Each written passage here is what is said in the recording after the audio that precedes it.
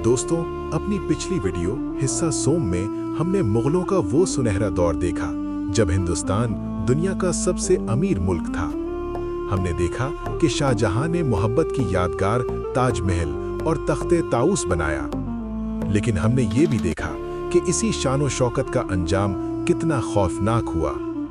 शाहजहां के अपने ही बेटे औरंगजेब ने अपने भाइयों को कत्ल किया और अपने बाप को कैद कर दिया।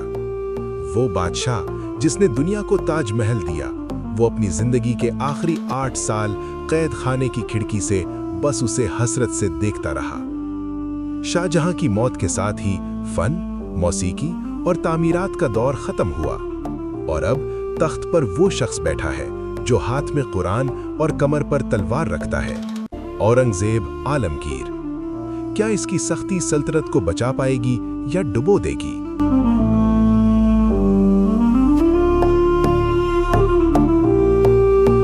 सोलह में मुगल तारीख की सबसे बड़ी जंग तख्त नशीनी हुई। औरंगजेब का मुकाबला अपने बड़े भाई दारा शिकोह से था, जो शाहजहां का चहीता था। लेकिन औरंगजेब एक बेहतरीन जंगजू और शातिर सियासतदान था। उसने दारा शिकोह को शिकस्त दी, उसे गिरफ्तार किया और फिर सरे बाजार उसका सर कलम करवा दिया। अपने तमाम भाइयों यानी मुराद और शुजा को रास्ते से हटाने के बाद औरंगजेब ने आलमगीर यानी दुनिया को फतेह करने वाला का लक़ब अपनाया और बादशाह बन गया। ये पिछले मुगल बादशाहों जैसा नहीं था। न इसे शराब का शौक था, न रक़्स व मौसीकी का। ये एक सख्त गीर हुक्मरान था जिसका मकसद सिर्फ और सिर्फ सल्तनत को फैलाना था।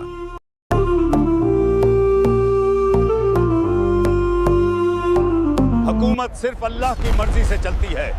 ये बगावतें कुछ नहीं बिगाड़ सकते। हमारा फरमान जारी करो।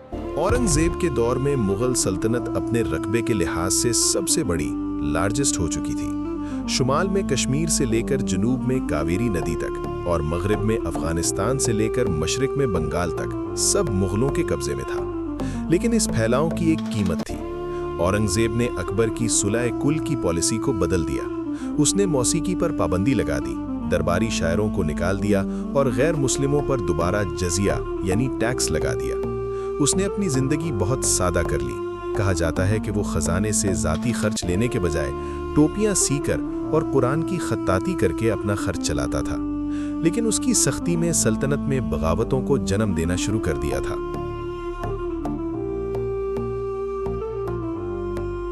हर हर महादेव।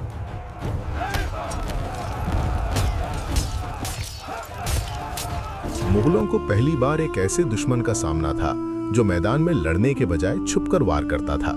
ये थे मरहठा और उनके सरदार छत्रपति शिवाजी।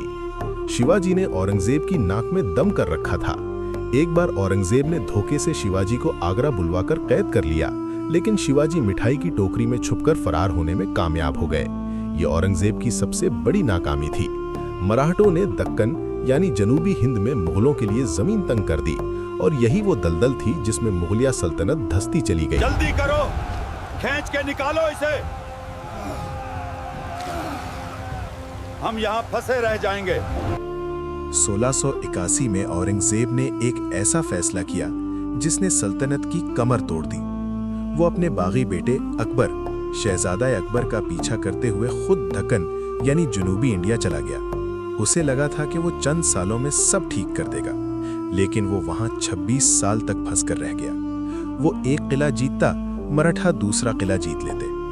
मुसलसल जंगों ने शाहजहां का भरा हुआ खजाना खाली कर दिया।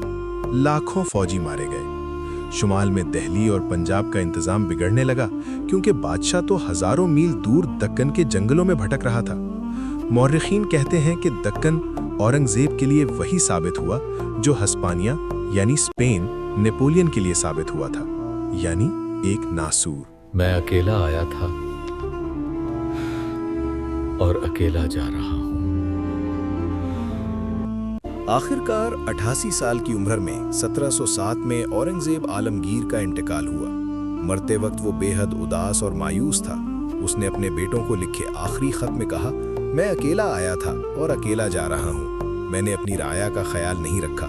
मुझे नहीं मालूम मेरा खुदा मुझसे क्या सलूक करेगा।